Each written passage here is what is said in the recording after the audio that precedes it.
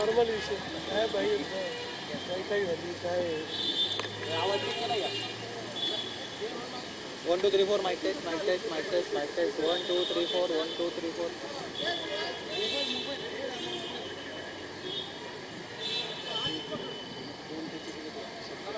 दराडे आज तुम्ही साहेबांची भेट घेतलेली आहे। उद्यापासून तुमच्या आक्रोश मोर्चाला सुरुवात होते। काय नेमकी साहेबांसोबत चर्चा झाली, कोणत्या मुद्द्यांवरती तुम्ही आज साहेबांसोबत चर्चा केली? शेतकरी आक्रोश मोर्चा हा उद्यापासून सुरू होतोय आणि 27, 28, 29, 30 असा हा संपूर्ण मोर्चा आहे। शिवनेरीच्या पायथ्यापासून याची सुरुवात होणार आहे।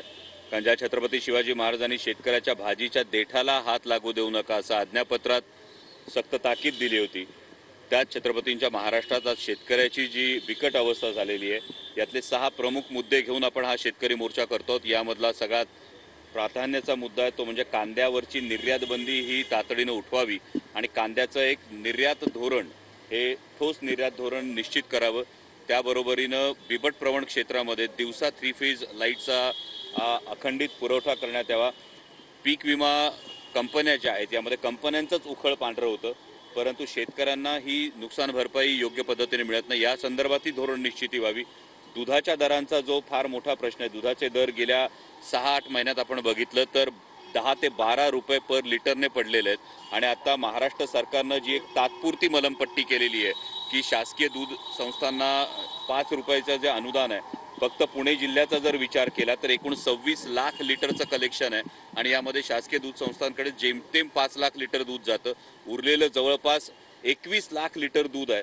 या संदर्भामध्ये दूध उत्पादक शेतकऱ्यांना दिलासा देण्यात यावा, सरसकट जे 5 रुपये अनुदान आहे हे देण्यात यावं, ही एक मागणी। आणि शेवटचा जो महत्त्वाचा मुद्दा आहे त्यामध्ये शेतकऱ्यांना सरसकट कर्जमाफी तर द्यावीच, त्याचबरोबरीनं जी शेतकऱ्यांची मुलं आहेत यांना शैक्षणिक कर्ज जेव्हा घ्यावं लागतं तेव्हा या शैक्षणिक कर्जाच्या वेळी अनेक जाचक अटी आहेत। नॅशनलाइज बँका शेतकऱ्यांच्या पोरांना शैक्षणिक कर्ज देत नाहीत, तर या संदर्भातलं धोरणही निश्चित करण्यात यावं। मुळे या सगळ्या मागण्या घेऊन आपण हा शेतकरी आक्रोश मोर्चा जुन्नरपासून सुरू करतो।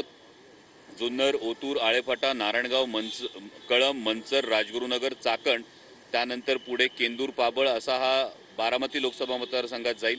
आणि या संदर्भात आदरणीय पवारसाहेबांचं मार्गदर्शन घेतलं, कारण पवारसाहेबांनी सातत्यानं शेतकऱ्यांच्या बाजूची ही भूमिका घेतली। म्हणजे आत्ता ज्या कांद्याच्या निर्यात बंदीविषयी जी इतका आक्रोश होतोय, आदरणीय शरदचंद्रजी पवारसाहेब जेव्हा देशाचे कृषी मंत्री होते तेव्हा कांद्याच्या निर्यातीवर बंदी आणावी ही भारतीय जनता पक्षाची त्यावेळीच्या मागणी होती, अत्यंत आग्रही। आणि पवारसाहेबांनी अगदी ठामपणे कांदा उत्पादक शेतकऱ्याच्या बाजूने भूमिका घेतली होती।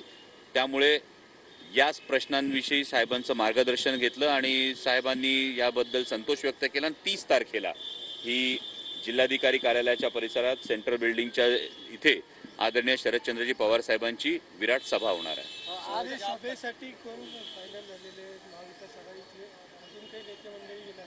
या पुढच्या 1-2 दिवसामध्ये या सगळ्या नेते मंडळांची नावं आपल्या समोर येतीलच, पण महाविकास आघाडीच्या माध्यमातून हा संपूर्ण जो शेतकरी आक्रोश मोर्चा हा काढला जातो।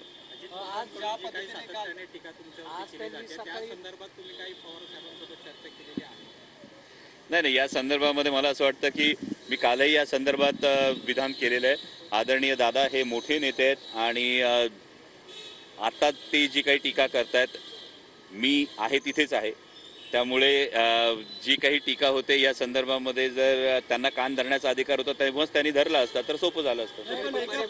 चॅलेंजच होता तुमच्यासाठी, चॅलेंज दिलाय त्यांनी तुम्हाला। आणि आज सकाळीच ते मांजरीमध्ये जाऊन पाहणी केली आहे उड्डाणपुलाच्या तुमच्या मतदारसंघातील अनेक रखडलेल्या प्रश्नांसंदर्भात। हे नक्कीच मी आभारी आहे त्यांचा पालकमंत्री म्हणून। आणि या संदर्भातली पाहणी जर आपण सगळे रेकॉर्ड्स बघितले तर या संदर्भातली पाहणी ही 6 महिन्यांपूर्वीच मांजरीच्या उड्डाणपुलाची आम्ही पाहणी करून झालेली आहे। आणि ही पाहणी केल्यानंतरही विनंती करण्यात आलेली होती दादांना की लवकरात लवकर हा उड्डाणपूल नागरिकांसाठी खुला करावा। आज त्यांनी पाहणी केली, त्यामुळे माझ्या मतदारसंघातल्या नागरिकांच्या दृष्टीनं नक्कीच सोयीचा निर्णय हा घेतला जाईल अशी अपेक्षा आहे।